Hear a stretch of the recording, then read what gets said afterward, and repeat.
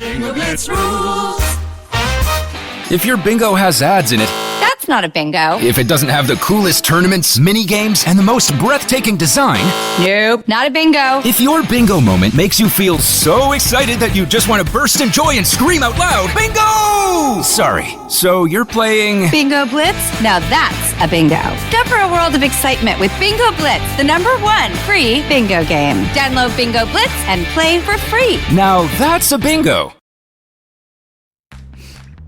What is that smell? It's that slight crispness of fall, maybe a bit of apple cider or pumpkin spice, and I am definitely getting a hint of a deal. Oh wait, it's more than a hint. Yeah, these are the best deals, and not just this season, but all year long.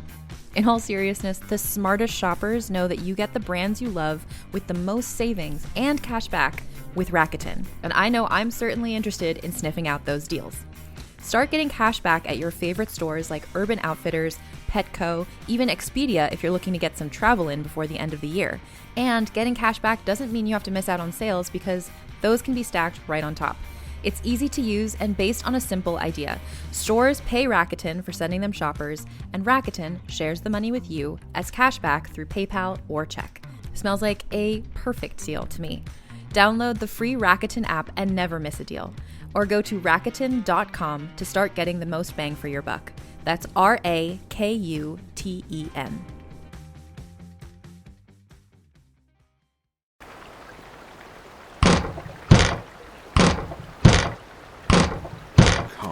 Come on.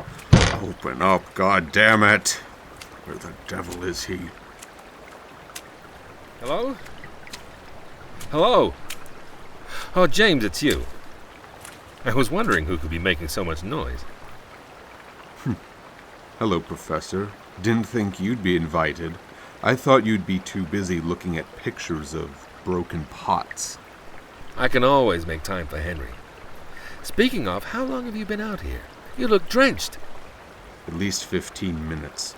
I'd fire him if he worked for me. I don't understand. Where are his servants? Surely Goulart would have heard me by now. I think anyone inside would have heard you by now. Ah, my friends, how good of you to be here. Please, come in, come in. I'm awfully sorry for being such a terrible host. I was wrapped up in the most enthralling novel. Yes, well, thank you for at least remembering we were coming. Otherwise, I might have sued you for giving me pneumonia. Your lawyer's grandkids must be in college by how often you call on them. Henry, it's great to see you after all this time. I can't wait to hear of your trip to Europe. Yes. Just please tell me you have a fire going, Henry. I need to dry off. In the sitting room. In fact, why don't we all gather there? It'll be much cozier on a night like this.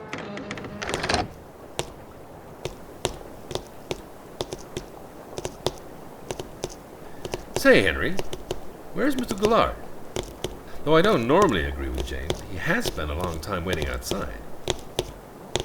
I understand.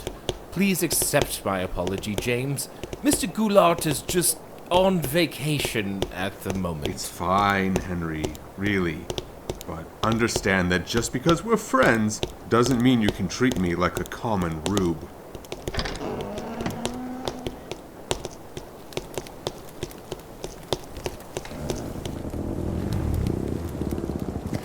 So, James, since I've left you waiting the longest, do tell me what you've been up to. The last we spoke, I believe you were plotting to contest the lobster fisheries. Contest is one way of saying it. I've thrived, Henry. I bought a few small fishing boats and already they're outpacing the competition. Why, in a few years, I think I'll have cornered the entire North Atlantic trade. No doubt, my friend. And you, Vernon, how has teaching been treating you these last 2 years? How do I put this? I find myself like a potter. I turn these freshman kid lumps of clay as they are into modern academics. There isn't a single student in my classes that I'm not at least a little impressed with. You'd be impressed with anything that didn't fall asleep during your lectures. I won't dignify that. What of you, Henry? I think I speak for both of us wanting to know how you're doing. Oh, I'm sure you can imagine all too well. Sweet Eustace will forever be a stone in my heart. Even now I feel nothing but sorrow. So young, so beautiful. I don't know what either of us could have done to deserve God taking such a pure soul. It has nothing to do with deserves, Henry. Eustace was a kind heart who loved everyone. It's as the Gospel says about the men who perished in the collapsed tower. They didn't deserve it. They were no worse than any other sinner. They died because we all die, as Adam's sin has cursed humanity. It has nothing to do with what we deserve. Hypocrite. At least I believe in something. You're what's the biblical expression? Ah, yes. You're such a whitewashed tomb. Friends, let's not fight. I understand I'm not in the best of spirits, but Vernon, don't attack James for his earnest kindness. You mistake your aloe for Bob. But as I was saying, with the burden of Eustace afflicting my soul, I thought a long trip to Europe would set me right. Escaping the ghosts that linger, if you will. I had the most enchanting time seeing all the Grand Majesty on display. I will say it's amazing to see a land ripped apart and poisoned by war manage to rebuild itself. So, if a society can heal, then perhaps so can I. I'm glad it's been good for you. Well, thank you for saying. Oh, what kind of host am I? I should scrounge up some refreshments for you. Well, I'm not Yes, sure. thank you. I was just about to ask myself. Be back in a moment.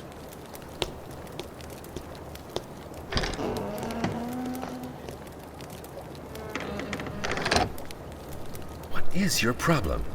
I don't know what you're talking about. Bringing up that Bible stuff when he's clearly still emotionally unsteady about Eustace. Makes me sick. That's what has you bent out of shape? The man has no servant staff in this entire house. There's no way he's keeping this place in order all on his own. Goulart being on vacation? I don't buy it. I'm reluctant to agree with you, but what do we even do with that? We press him on it. If he won't reveal it on his own, we back him into a corner. It's what I do when I'm angling a new contract. I'm sure it is. Look, if he won't be plain, then we level the plane. It's only fair. You and your wordplay. Seriously, though, I'm Pork worried. and walnuts, anyone? I hear it's all the rage in Paris these days. The sweet and savory flavors makes the tongue just tingle. Ah, ever the gracious host. I was wondering what wonderful confections you had available. Yes, of course. Poured from your time in Portugal, then? What a rare treat. You spoil us. On the contrary, Henry is just giving us a first-hand preview of his trip. I must say, this is excellent, but, did the maids then not have the usual deviled eggs and finger sandwiches prepared? No, unfortunately not. They also are on vacation, so it would seem. Henry, please. Everyone can't be on vacation. Tell us what's going on. Well, it's embarrassing, but you see I had to fire them. Everyone. Fire them? What did they do, shit in your socks? James. No, see, I caught them trying to steal from me. And I just couldn't allow that. And that's the strangest part. I was gone on my trip for 7 months, and the place was well kept. But the moment I come home, they try to pilfer me. I don't know what to say. Weren't Mr. Goulart and the maids with you for 13 years? Even I'm astonished they would do this. Yes, thank you for understanding. But please, let us not dwell on such matters. I would much rather continue telling about my travels. Yes, of course. Please. Thank you. Well, where to begin? I suppose I could tell you about the amazing architecture of Rome, or the beauty of the French countryside, But what I really want to speak about most was my time in Germany, specifically in the Black Forest, as the locals call it, the Schwarzwald. The place is far less sinister than its name would suggest, but not always. To make it clear, I was hitchhiking most of the time, so I would often find myself in strange or isolated places. But the Schwarzwald was something else. I was at my wit's end, cold, wet, and completely exhausted. So it was just my luck when a storm began to roll in. Stuck in a dark wilderness, I had no choice but to hasten my passage, and so it was that I stumbled through the firs, oaks, and pines. In no time at all, I was running as fast as I could, with rain bombarding me.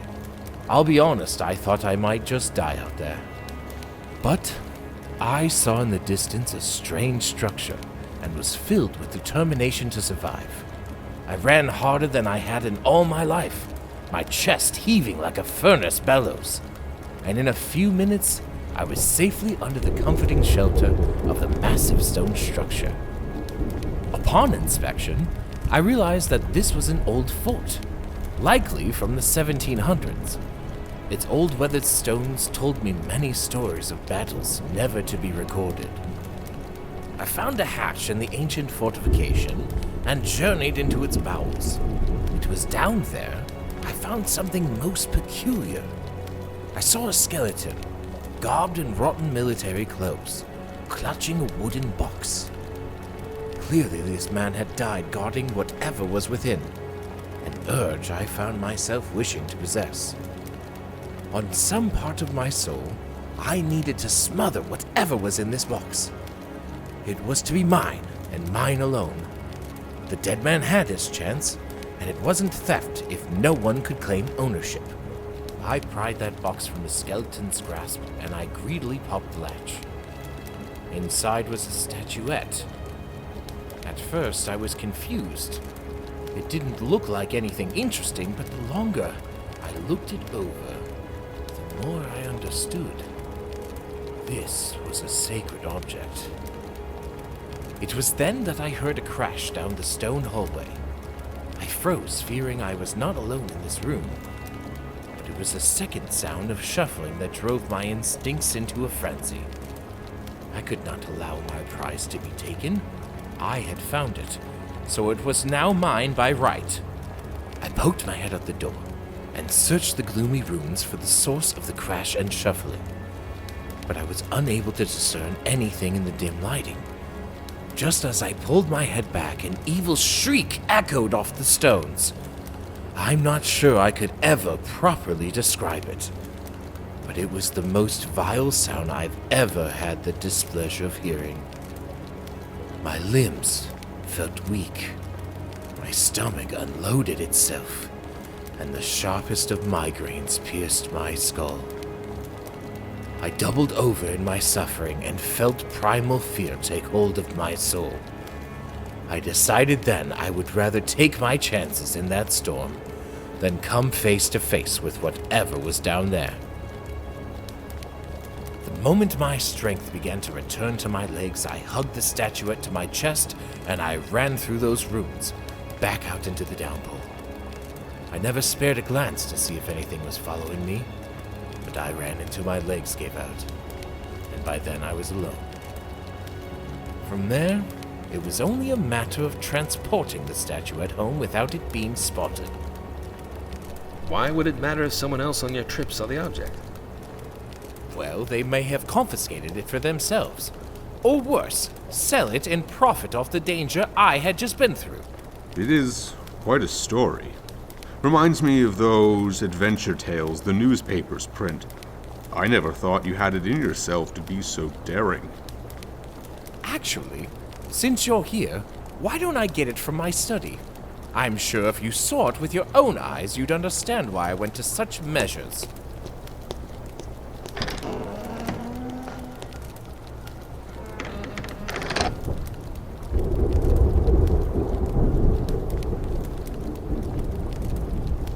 Well, what do you think? Some story, huh? Indeed. I'm a little bothered by it, though. The kind of ruins he described shouldn't be in a place like the Black Forest, let alone haunted by evil spirits. You think he made the whole thing up? No. But it wouldn't surprise me if he exaggerated the details to make it a bit more enthralling, which it was. But there is something else. He said that he had let go of the staff because they had been caught stealing from him. And just now he was describing himself being overly protective of this statuette on the journey home. I wonder if these two things are connected. Professor, you're always overthinking things. I know it's your job to speculate on the lives of others, but I think you're reading too much into this mess. Let's imagine the statuette was instead a fist-sized emerald. In that context, I think Henry's actions are more than reasonable. Perhaps you're right. It's just that there's something wrong with this. All of this. I can't point my finger at what it is. But there is something going on here that we're not seeing. You sound paranoid. Paranoid? Aren't you the business tycoon? Surely you can read a room and know Henry isn't himself. Oh, of course, I've noticed. But I know never to antagonize a person in such a state. If you can't predict a person's actions, then don't behave volatile around them. Smile, placate, be kind. You'll be far more successful in your dealings. This isn't a business acquisition, James. This is our friend. True, but every conversation is a battle, so choose the strategy that'll put you on top.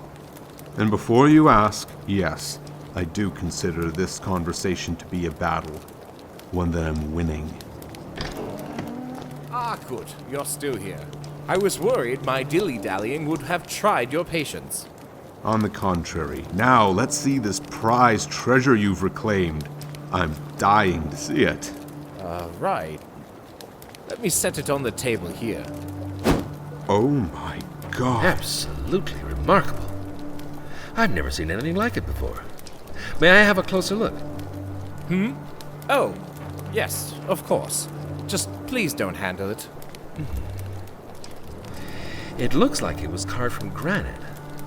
At a glance, I'd say this has to be at least 3,000 years old. But the design of the figure and the writing on the stone don't resemble any major cultures at that time. I'd almost call this a fake if it didn't look so authentic. This is absolutely remarkable. This could change everything we know about that time period, and to think it was locked in a box in a German ruin. If you wouldn't mind, I would love to take this to the university for a more thorough observation. With the tools and information at my disposal, we would have a much better chance of discerning the origin of this impossible artifact. It could lead to a breakthrough in archaeology not seen since the discovery of the Rosetta Stone. No. I can't let you take it. You just want to hoard it away like all your other artifacts. It is mine to display and not to be inventoried in a dark room and forgotten about. But Henry, see... No! It seems we need more wine.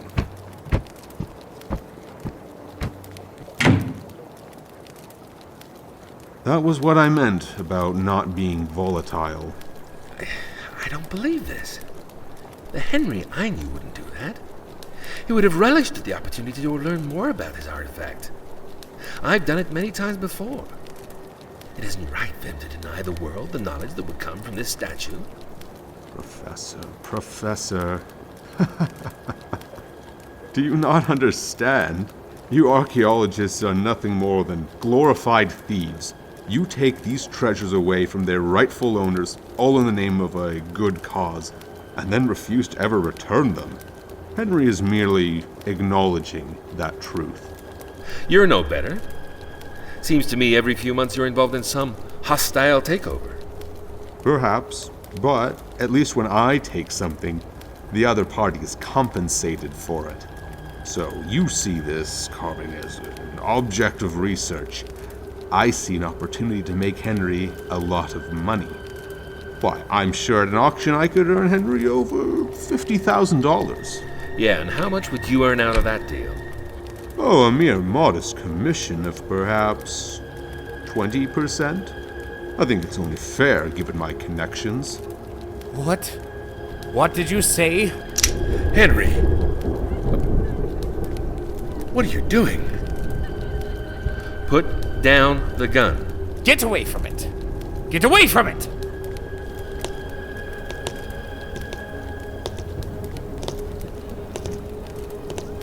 Henry, please, we can explain. Shut up!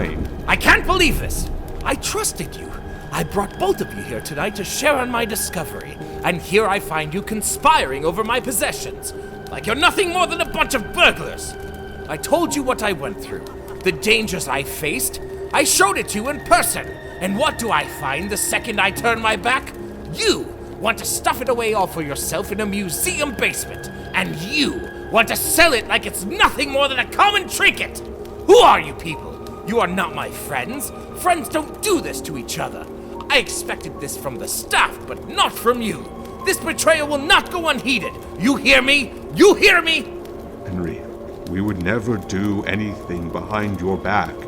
We were just discussing the opportunity in front of you and how you could benefit.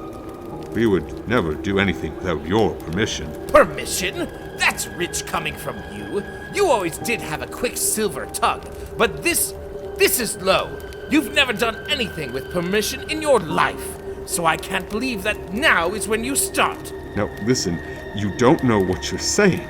Please, just listen for a moment. I've heard enough of your lies. I heard you plotting. I saw you touch it with your hands after telling you not to. You are a lying thief. Please, just let me explain. Oh my God! You killed him! You just shot him unprovoked! You're a murderer! I defended my property from a thief. One down, one to go. What happened to the staff, Henry? You called them thieves too. Oh God. You're a monster. Is this what Eustace would have wanted you to become? Don't you dare speak her name to me. I have nothing left to say to you. You will not take what is mine, and I can't trust you to leave well enough alone. I'm sorry it had to come to this, but you forced my hand.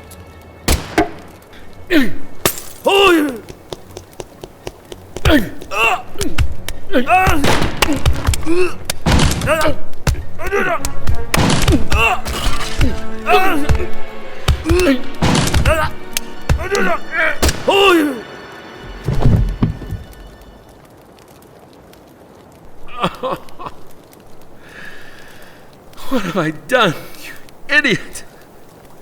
Why did you make me do that? Why couldn't you let us help you?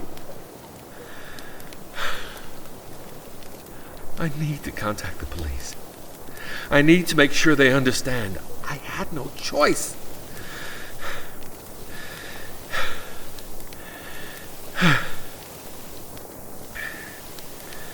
But not before I take the statuette. This beautiful artifact is going to be the greatest discovery of the century. And it will cement me in the history books. And everyone who ever doubted me will be put to shame. My future is looking bright. So thank you for that, Henry. I owe everything to you.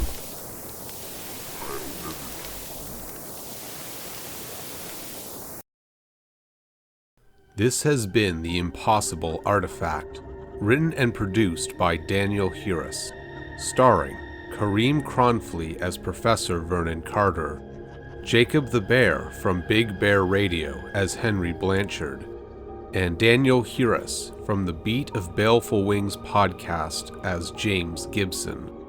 Music provided by Michael Parkhurst of the Arkham Horrors. Thank you for listening.